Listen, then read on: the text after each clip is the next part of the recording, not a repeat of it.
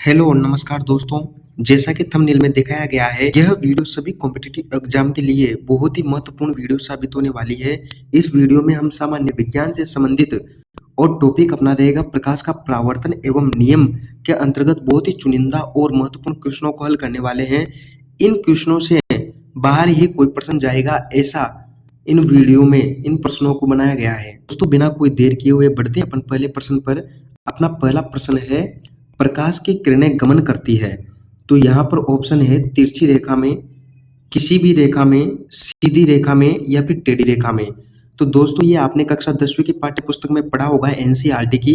वहां से आए हुए क्वेश्चन है, ये वहां से उठाया है मैंने इन क्वेश्चनों को। तो उसमें अपन ने पढ़ा है कि प्रकाश की किरणें हमेशा सीधी रेखा में गमन करती है। तो अपना ऑप्शन सी यहाँ पर सही आंसर होने वाला है। दूसरे प्रश्न पर अपन बढ़ते हैं।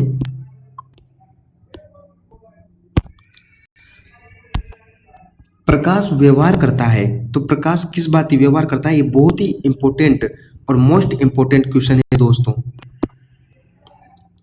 तो ऑप्शन है इसके, तरंग की भांति व्यवहार करता है, कण की भांति व्यवहार करता है, तरंग और कण दोनों की भांति व्यवहार करता है, और किसी भी भांति व्यवहार नहीं करता है।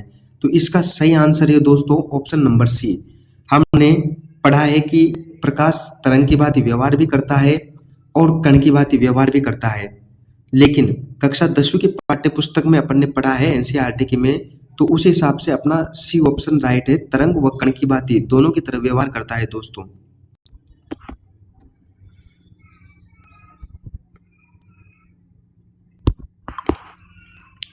तो नेक्स्ट क्वेश्चन पर बढ़ते हैं। नेक्स्ट अपना क्वेश्चन है, प्रकाश के किसी अपारदर्शी वस्तु के किनारों से मुड़ने की प्रवृत्ति कहलाती है। जब प्रकाश के मार्ग में कोई छोटी सी वस्तु आ जाए तो वह प्रकाश जब जाता है तो प्रकाश किनारों से मुड़ जाता है, किनारों से मुड़ के आगे निकल जाता है या फिर लौट आता है। तो इस प्रकार की जो प्रवृत्ति है इसको क्या कहते हैं? तो ऑप्शन है, इसको परिवर्तन कहते हैं, विवर्तन कहते हैं, परावर्तन कहते हैं या अपवर्तन कहते हैं। तो आपको पता है दोस्तों कि इसका सही आंसर होने वाला है ऑप्शन नंबर बी, इसको विवर्तन कहते हैं। जब प्रकाश के मार्ग में कोई छोटी या सूक्ष्म वस्तु आ जाती है तो प्रकाश उसको पार न करके उसके किनारों से मुड़ जाता है, तो इस प्रवृत्ति को अपन विवर्तन कहते हैं। नेक्स्ट क्वेश्चन, अगला अपना प्रश्न है कि प्रकाश का आधुनिक क्वांटम सिद्धांत माना जाता है। ये बहुत ही महत्वपूर्ण है और एग्जाम में आने की इसकी पूरी संभावना है, क्वांटम सिद्धांत। तो इसके ऑप्शन है, प्रकाश तरंगों की भांति व्यवहार करता है, प्रकाश कणों की भांति व्यवहार करता है, प्रकाश कण संबंधी गुणों व तरंग प्रकृति के बीच सामंजस्य स्थापित करता है। तो आपको पता है दोस्तों क्वांटम सिद्धांत क्या कहता है? तो क्वांटम सिद्धांत की थ्योरी है कि प्रकाश कण संबंधी गुणों व तरंग प्रकृति के बीच सामंजस्य स्थापित करता है। तो इसका सही आंसर है ऑप्शन नंबर सी। ये बहुत ही इंपॉर्टेंट क्वेश्चन है दोस्तों, मोस्ट क्वेश्चन है ये, इसको तो आप तुरंत याद कर लें। नेक्स्ट क्वेश्चन पर बढ़ते हैं। ट्रैफिक लाइट की लाल बत्ती लाल दिखाई देती है क्योंकि वह प्रकाश के अन्य रंगों को अवशोषित कर लाल रंग परावर्तित करती है, वह प्रकाश के अन्य रंगों को परावर्तित कर लाल रंग को अवशोषित करती है, वह प्रकाश के सभी रंगों को अवशोषित कर लेती है, वह प्रकाश के सभी रंगों को परावर्तित कर देती है। तो दोस्तों, ये अपना साइंस का नियम है प्रकाश का। तो ये अपना बहुत ही महत्वपूर्ण क्वेश्चन है कि कोई भी वस्तु उस रंग की हमें किस प्रकार से दिखाई देती है। तो इसका कारण है कि जब अपन लाल बत्ती पर प्रकाश डालते हैं या हमारी आंखों से लाल बत्ती पर प्रकाश जाता है तो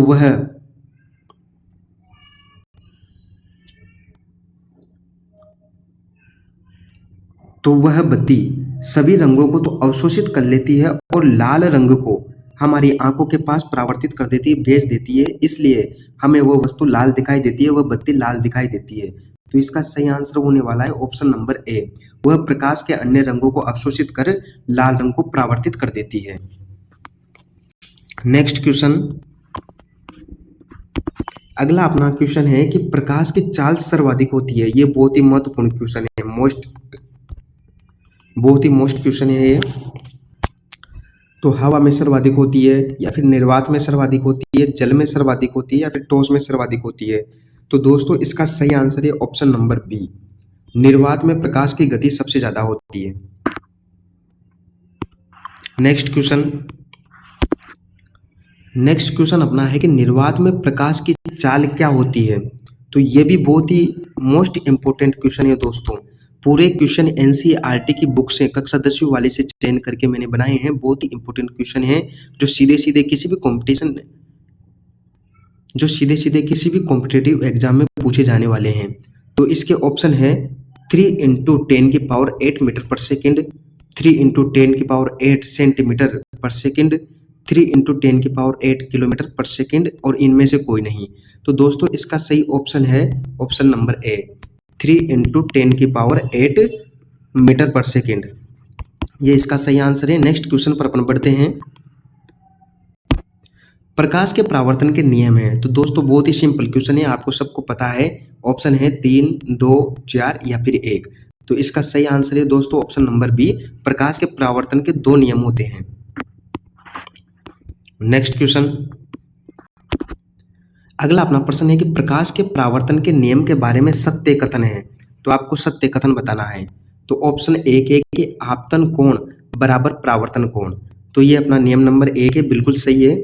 परावर्तन कोण अपवर्तन कोण ये नहीं होता है, आपतन कोण विचलन कोण ये भी नहीं होता है, और कोई नहीं ये भी नहीं है। तो अपना सही आंसर केवल ऑप्शन नंबर ए है, आपतन कोण I = परावर्तन कोण R होता है दोस्तों। तो ये अपना परावर्तन का पहला नियम है। तो ऑप्शन नंबर ए इसका सही आंसर है। नेक्स्ट क्वेश्चन, प्रकाश के परावर्तन के नियम के बारे में सत्य कथन है। तो ऑप्शन है दोस्तों एंगल I = एंगल R, यानी कि कोण I बराबर कोण R होता है। आपतन कोण परावर्तन कोण के बराबर होता है। आपतित किरण परावर्तित किरण और आपतन बिंदु पर अभिलंब सभी एक ही तल में स्थित होते हैं। और ऑप्शन डी है कि सभी सत्य हैं। तो अपना ऑप्शन नंबर डी सही हो जाएगा, सभी सत्य कथन है दोस्तों। ये परावर्तन के नियम है कि आपतन कोण और परावर्तन कोण दोनों बराबर होते हैं। और दूसरा, आपतन कोण परावर्तन कोण और अभिलंब तीनों एक ही तल में स्थित होते हैं। नेक्स्ट क्वेश्चन, परावर्तन में अध्ययन नहीं किया जाता है। तो ये बहुत ही इंपोर्टेंट मोस्ट इंपोर्टेंट क्वेश्चन है दोस्तों। अवतल दर्पणों का, उत्तल दर्पणों का, समतल दर्पणों का या फिर लेंसों का। तो अपने को पता होना चाहिए दोस्तों कि अपन जब परावर्तन के नियम पढ़ते हैं तो उसमें अपन दर्पणों का अध्ययन करते हैं, और अपन जब अपवर्तन के नियम पढ़ते हैं तो उनमें अपन लेंसों का अध्ययन करते हैं। तो आपका ऑप्शन डी राइट हो जाएगा। यहाँ पर लेंसों का अध्ययन परावर्तन में नहीं किया जाता, बाकी अवतल दर्पणों का अध्ययन किया जाता है, उत्तल दर्पणों का किया जाता है और समतल दर्पणों का अध्ययन इसमें किया जाता है। तो नेक्स्ट क्वेश्चन पर बढ़ते हैं। नेक्स्ट अपना क्वेश्चन है कि दंत विशेषज्ञ किस दर्पण का मरीजों के दांतों का बड़ा प्रतिबिंब देखने के लिए उपयोग करते हैं। तो इसके ऑप्शन है समतल दर्पण का, अवतल दर्पण का, उत्तल दर्पण का या इनमें सभी का। तो अपना सही आंसर होने वाला है दोस्तों ऑप्शन नंबर बी, अवतल दर्पण का उपयोग करते हैं। नेक्स्ट क्वेश्चन पर अपन बढ़ते हैं। नेक्स्ट अपना क्वेश्चन है कि दाढ़ी बनाने में कौन सा दर्पण उपयोग में होता है। ये भी बहुत मोस्ट इंपोर्टेंट क्वेश्चन है। तो ऑप्शन है अपने पास उत्तल दर्पण का, अवतल दर्पण का, समतल दर्पण का या फिर कोई नहीं। तो यहाँ पर इसका भी सही आंसर ऑप्शन नंबर बी होने वाला है, अवतल दर्पण का उपयोग किया जाता है। नेक्स्ट क्वेश्चन, समतल दर्पण द्वारा बना प्रतिबिंब होता है। ये भी बहुत इंपॉर्टेंट क्वेश्चन है। तो ऑप्शन है काल्पनिक, आभासी, ए व बी दोनों या फिर कोई नहीं। तो इसका सही आंसर है ऑप्शन नंबर ए, काल्पनिक होता है। नेक्स्ट क्वेश्चन, आपतन कोण I और परावर्तन कोण R के बीच में कौन सा संबंध है। तो ऑप्शन है अपने पास I = 2R, यानी कि कोण आपतन कोण बराबर परावर्तन कोण का दुगुना, कोण I = R, 2I = R और I बड़ा होता है R से।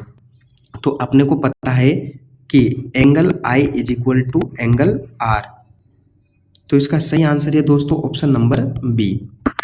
तो ये एनसीईआरटी से उठाए गए कक्षा 10वीं की पाठ्य पुस्तक के बहुत ही इंपॉर्टेंट क्वेश्चन है जो कि परावर्तन और उसके नियम से संबंधित है। तो ये सभी कॉम्पिटिटिव एग्जाम के लिए बहुत ही महत्वपूर्ण है। धन्यवाद दोस्तों।